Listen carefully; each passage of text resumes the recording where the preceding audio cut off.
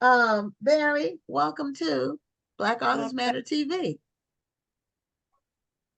thank you for having me. And I see the Golden Gate Bridge behind you, so you must be in California. Yes, I am. All right. So are you sitting on a hill right in front of the Golden Gate Bridge? No, but that's a really good photo. No, actually you live in Oakland, great city. I had some family who lived right across the bridge from Oklahoma. What was that? You're from Oakland. You said What was the Oklahoma. little town right across from Oklahoma, from Oakland, I mean? You mean on the island between Oakland and San Francisco? No, I don't remember the name of the city. Ayo. It's not Pittsburgh or something, right? Oh no, Pittsburgh is way out. Okay, I have family there too. But no, I Okay. have family who lived right across from Oakland. But I can't remember the name of the town. It'll come back to me. They don't live there anymore. They live in New Orleans now. Oh, okay. But yeah, there's a Pittsburgh, California. I know. I had family there too. I had But family it in doesn't yeah. it I doesn't had have an family in H. Oakland, San Francisco, Pittsburgh, Walnut Creek. Okay. I don't know And how yeah, they found Walnut Creek, but yeah, well, that's a lot of places. You know, the yeah. Bay Area is so diverse. Oh yeah, And let's not even talk about Fairfield, right, um family in Los Angeles right. and family in Riverside. Okay. Yes, so they're Well, all that's over all over California. California. Yeah, Yes. that, but if you're in the Bay Area, you know, you cross a bridge or cross a hill, the flavor and the climate is different. You Right. know? Yeah, that's true. Yeah. I was in San Francisco. Well, we went on an Alaskan cruise last year, and we left out of San Francisco. So, Yeah.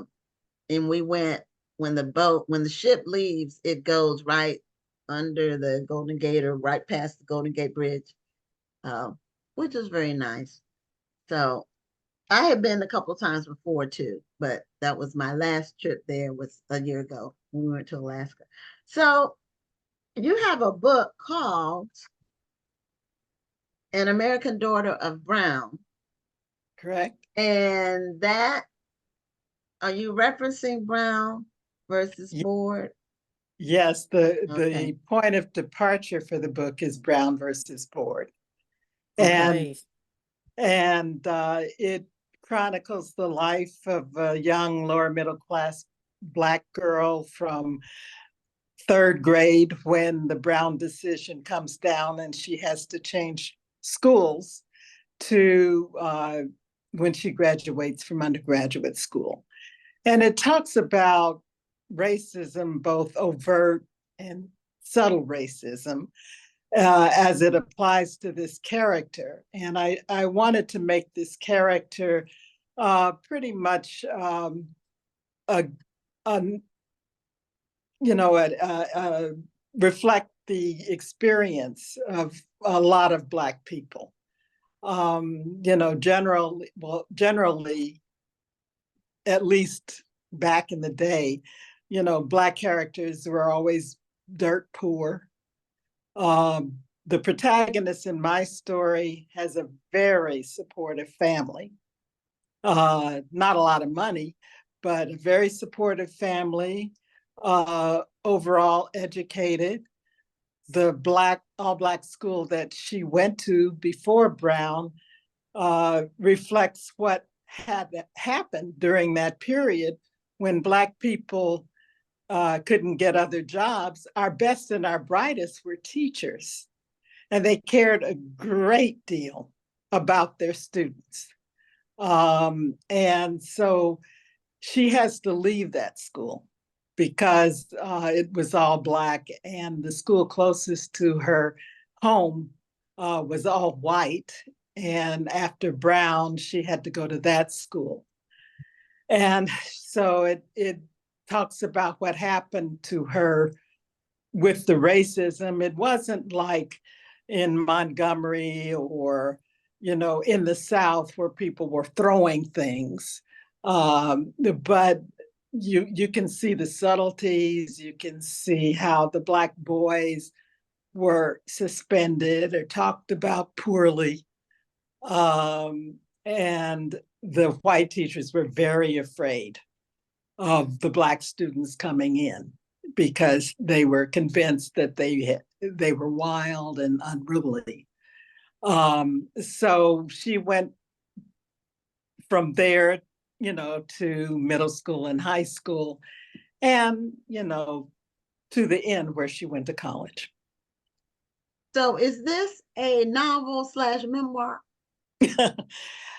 Yeah, to some extent, but I Okay. think that most writers do draw from their own experiences, especially when they're telling stories. Mhm. And yeah, I would say yes. Okay. Okay, so And you drew from your own experiences, but you told a fictional story. So did that give you a little bit more license to expand in some Yeah, areas? it gave me a lot of license, and there were a lot of scenes that didn't um, happen to me or anybody I knew, but I wanted to learn how to write that novel, Right. which was a lot of fun for me. I loved it. What strikes me is when you first started talking about the story. Um when I've talked to a number of people who grew up during the civil rights era and prior to the civil rights era. Yes. And they often talk about that life was pretty good for the most part. They weren't always running for their lives. They weren't worried about going to the other side of town where all of the white folks are, because they were fine in their communities. They had everything they needed in their communities. Um, did you kind of maybe draw on a little bit of that in the book as well? Yes, when I think back about my friends and people that I knew who were lower middle class or just middle class, um, people had strong moral compasses. They were very supportive of their communities.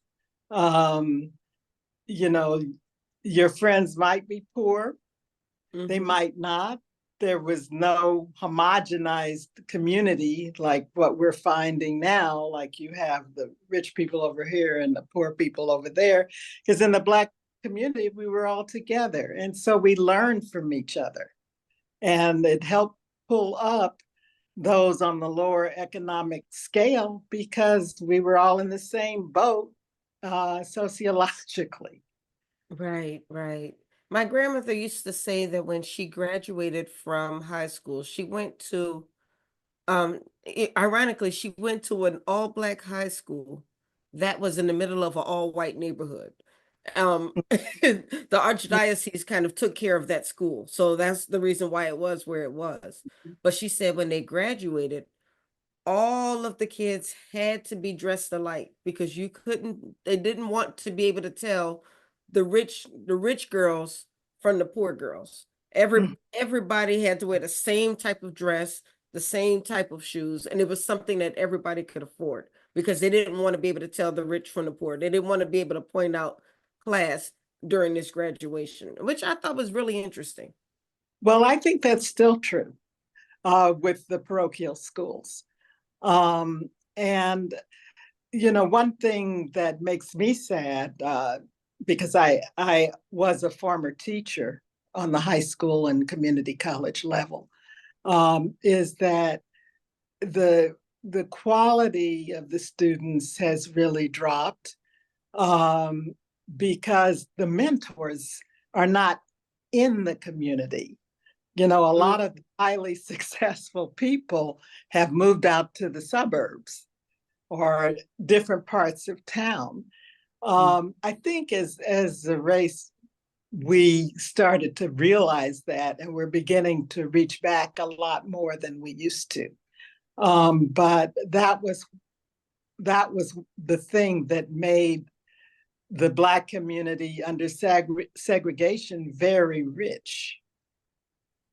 Mm. It's And I'm very not, cohesive. an advocate for segregation, but that was one of the high points of it.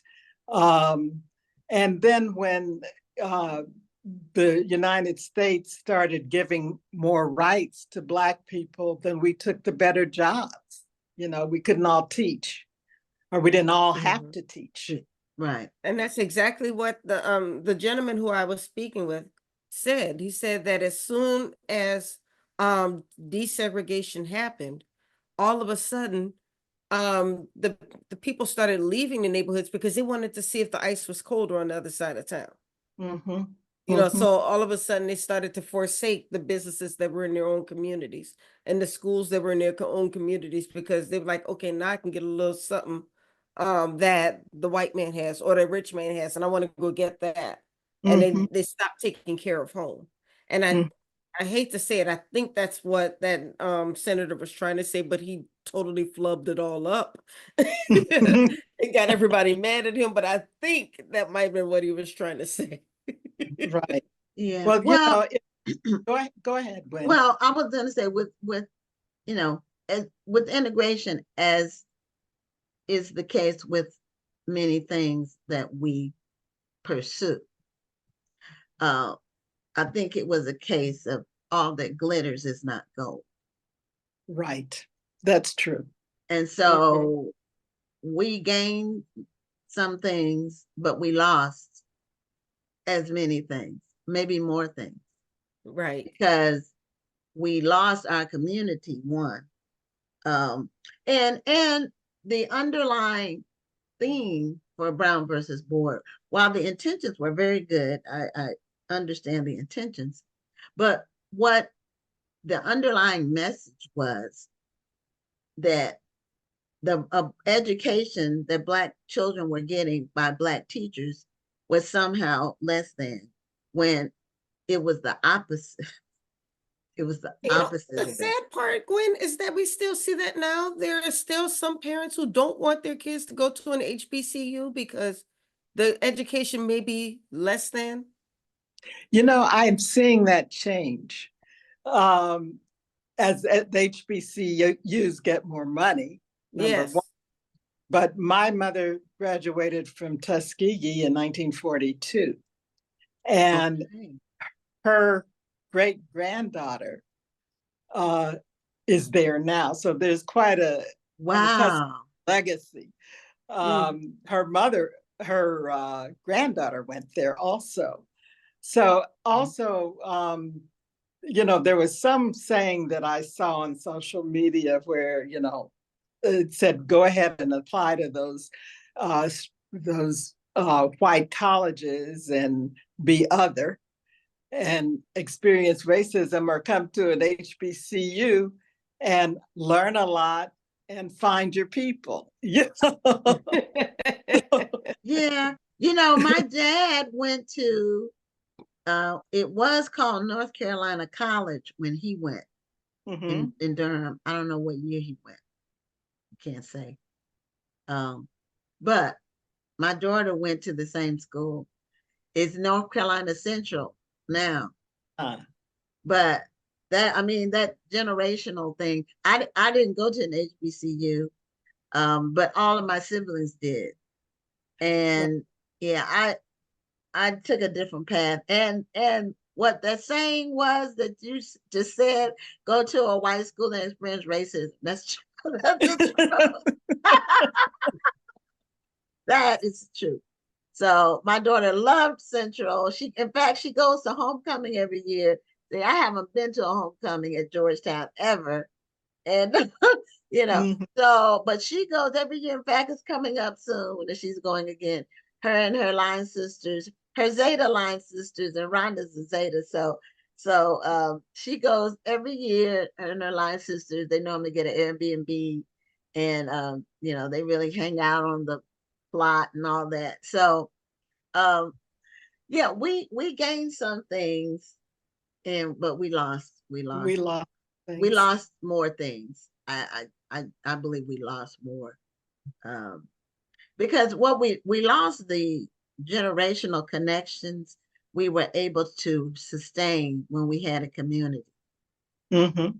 Well, one of the subtleties that I wanted to bring out in the book was where Lauren Sullivan, the protagonist, uh, went to a high school that at that time was about 50-50 in racial mix.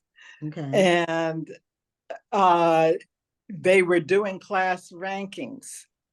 And she saw that she had also gone to a predominantly Black high school for 2 years before she went to this high school. And the counselor had ranked everyone, and her ranking was so much lower than the numbers indicated. And the counselor in the story said, well, you went to that Black school and the quality wasn't as high. So wow. I cannot.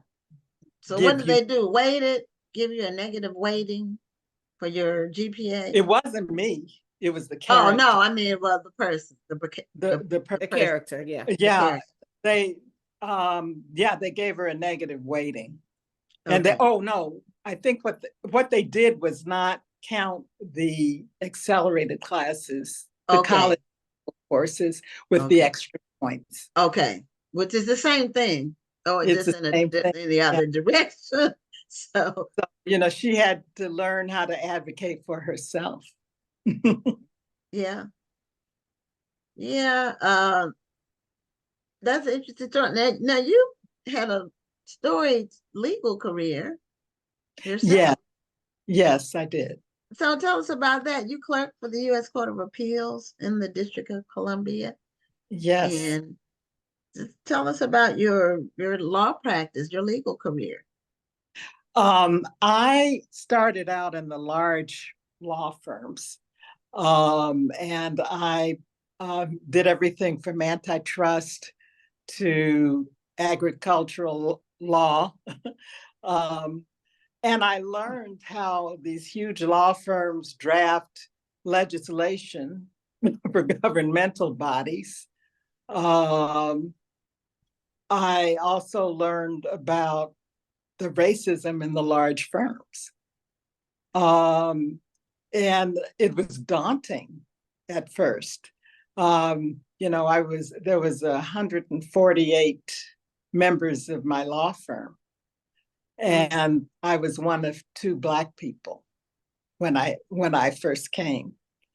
So, there was a lot of subtle fighting and jockeying and depression because of some of the results. And a lot of it came down to, we're just not comfortable with you.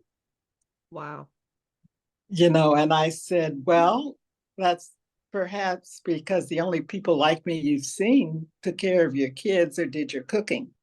That's and exactly that was what when I was at the end of my rope. Yeah.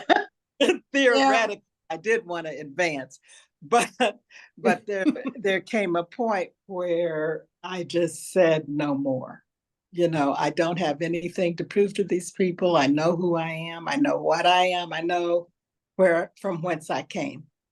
And, so I opened up my own firm, and my specialties were real estate and construction law. And I also had the opportunity to be a substitute judge in juvenile court in the dependency area. And that's where kids are taken away from their parents. Sometimes, the judge decides who due to abuse or neglect. And, reading through the files and the records sometimes was quite emotionally daunting, as a substitute judge, or a pro tem judge is what they call them. But it also gave me fodder for other parts of the book, not specific stories, but just, how people got there. or what happened while they were in homes in general. So, my legal career really gave me a great perspective about what's going on in the country. Mm. So have you been in California the whole time? No, I grew up in Kansas City, Missouri. Oh, okay. Oh. Okay. And, All right. In the Midwest. Brown was important to me because it was so close to Topeka. It was about 60 miles from Topeka, Kansas, where the plaintiffs in Brown were. Okay. And so, it wasn't like Mississippi or Alabama, when the decisions came down, but you could really see, the racism in different forms. Right.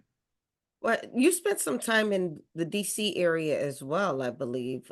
Did you ever make it to Annapolis to see the Thurgood Marshall Memorial?